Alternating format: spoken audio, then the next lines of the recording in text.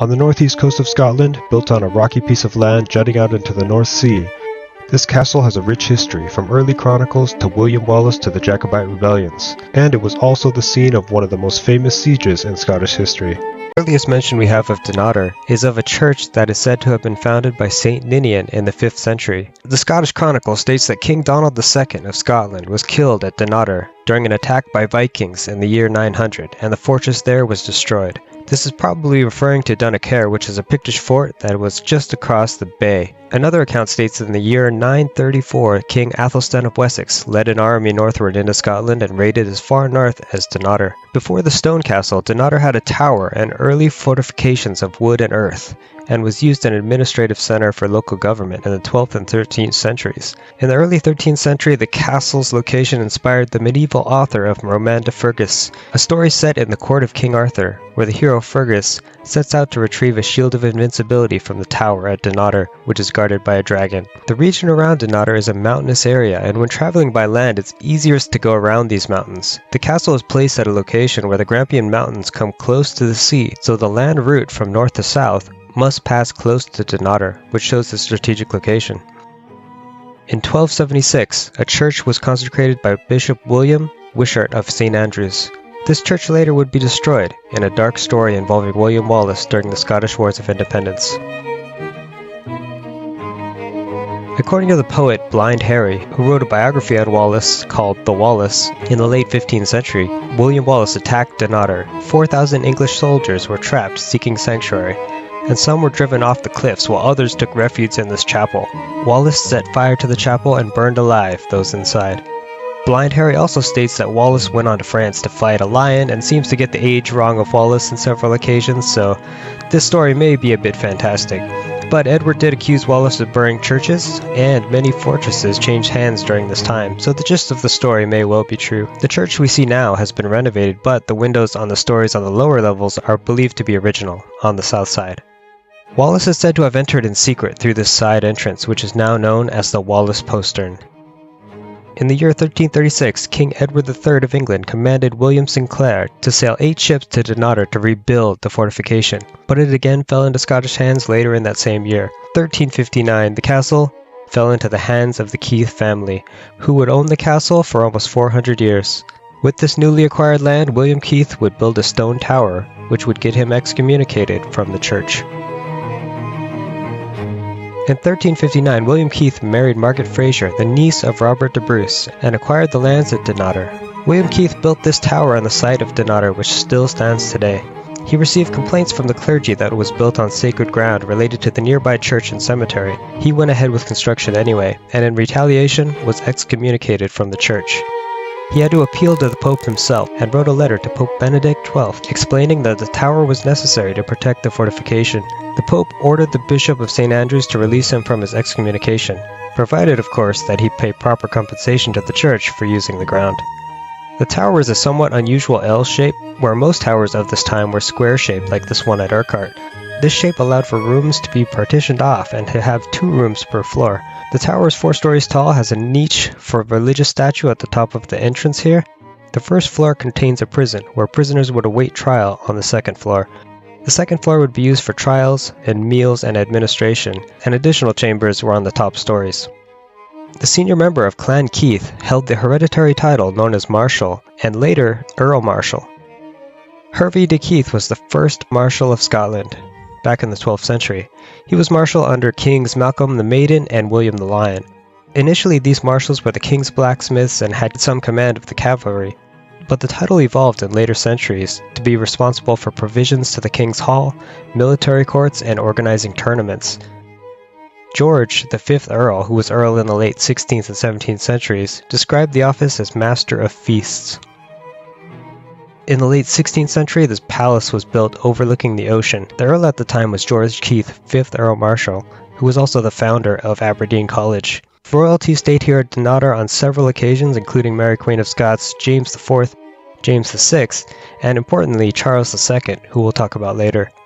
To give you an idea of how this place may have looked, we have an inventory taken of the castle of Dunnottar in the year 1612. These medieval texts are a bit hard to read, but we can make out many items of silver, including goblets, spoons, and plates, silk and velvet curtains, and a 7-piece tapestry depicting the biblical story of Samson. Later, we even have a document showing the robes of the next earl, which was delivered to Dunnottar in 1638. Parliament robe was scarlet, with black velvet and gold lace. Many of these items would curiously disappear after one of the most famous sieges in Scottish history, where Dunnottar was charged to protect the honours of Scotland. In 1645, conflict stemmed from the resistance of the religious policies enforced by Charles I, an unpopular king who would later be beheaded by Parliament.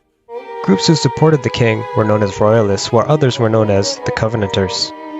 At this time, the Keiths at Dunnottar supported the Covenanters, and in 1645, James Graham led a force of Royalists into Dunnottar. William Keith, 7th Earl Marshal, refused to negotiate. They could not breach the walls, but they burned Stonehaven and the areas around Dunnottar. Things would get worse for Dunnottar a few years later, when Parliament would send an army up to the castle. In January 1649, King Charles I was beheaded, and Parliament assumed control of Great Britain. Much of Scotland resisted this and declared the eldest son, Charles II, the new King of Scotland. He arrived in Scotland from the Netherlands and was a guest in Dunnottar Castle. He stayed in this room where some of the original plaster is still visible, showing the coat of arms of the 7th Earl Marshal and his wife, Countess Elizabeth Seton, as well as an original sundial, which was removed from its position above the entrance of the castle during restoration. In response to Scotland supporting Charles II, Oliver Cromwell led an army through Scotland and captured Edinburgh Castle and imprisoned the Earl there. One of the duties of the Earl Marshal was to protect the crown jewels, known as the Honours of Scotland, which consisted of the crown, the sword, and the sceptre. These were previously stored at Edinburgh but were smuggled out and moved to Dunnottar. Cromwell and Parliament had already destroyed the crown jewels of England and likely intended to do the same for Scotland. The Parliamentary Army sent a force to Dunnottar Castle in September 1651 and camped where the War Memorial now stands. Since the Earl Marshal had been imprisoned at Edinburgh, George Ogilvy was in charge of the defence of Dunnottar at the time with 69 men. During the siege, which lasted through winter, and supplies started to run low, food had to be dangerously smuggled up the top of the cliff. The besieged were sustained by drinking ale, and ale was made by a pipe that connected this large cistern directly to the brewery. Most people did not drink water and drank a weak ale, which was safer than drinking water, although mildly intoxicating. Remnants of the brewing process can still be seen today. In 1652, Cromwell's army controlled the rest of Scotland, and Dunnottar was the last to hold out. The castle was protected by 2 strong gateways, along with this large tower house known as Benholm's Lodging, after James Keith of Benholm, the son of the 5th Earl Marshal, whose lower rooms were stocked with cannon. The honours were lowered down the side of the castle rock in secret and were taken by a serving woman of Anne Lindsay, who was a relation to Ogilvy's wife, who was supposedly gathering seaweed. Seaweed in medieval times being known for its nutritional value and was often mixed with butter and oatmeal. The honours were taken to Kenneth Church and buried under the floor stones. The castle was finally surrendered in 1652 after artillery had arrived. Ogilvy and his wife were held prisoner and tortured. His wife did not survive. The honours were hidden until 1660 when Charles II was restored to the throne of England. This room, known as the Treasure Room, is likely where the crown jewels were stored. Inside is a plaque dedicated to Ogilvy and Anne Lindsay. The crown jewels are now displayed at Edinburgh. In the later inventory after the siege, the rich items of silver were not mentioned, and it is not known if they were smuggled out or taken by the invading army, or later, when the castle was forfeited to the crown after supporting the Jacobite rising.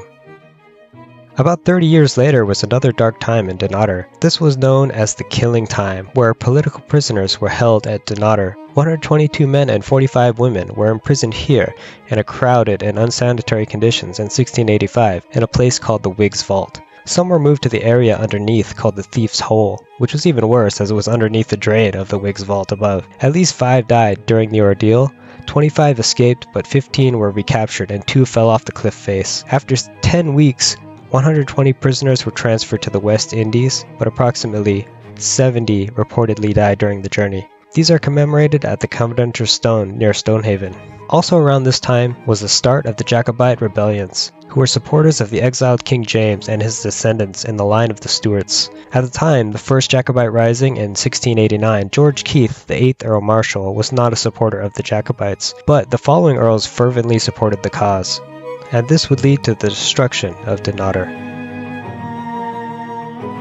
In 1708, William Keith was imprisoned at Edinburgh Castle for Jacobitism. His sons, George Keith, the 10th Earl Marshal, and his brother, fought for the Jacobite cause in the Battle of Sheriffmuir in 1715 and brought troops and cannons from Dunnottar. They supported Prince James Francis Stuart, who was living in France but had returned to Scotland. The Keith brothers accompanied King James during this time, but ultimately were forced to escort him to Montrose, where he boarded a ship back to France for safety, and the Rising of 1715 came to an end. The Earl Marshal was forced to leave the country, and Dunnottar went into possession of the crown. The Marshal went on to be an ambassador in France, and he was eventually able to regain his titles in Scotland and some of his estates, but he later sold these and moved to Prussia to be the ambassador of Frederick the Great. His brother James Keith became Field Marshal of Frederick's army. The estates at Dunnottar were sold off at auction. One elaborate oak roof existed here above what is known as the gallery, which is a room that was used to display paintings but also for dancing and social gatherings. It was the precursor to the modern art gallery. Sadly, none of this remains. When the Keiths were forced to give up Dunnottar to the crown, its furniture and even floors and roofs were sold off at auction.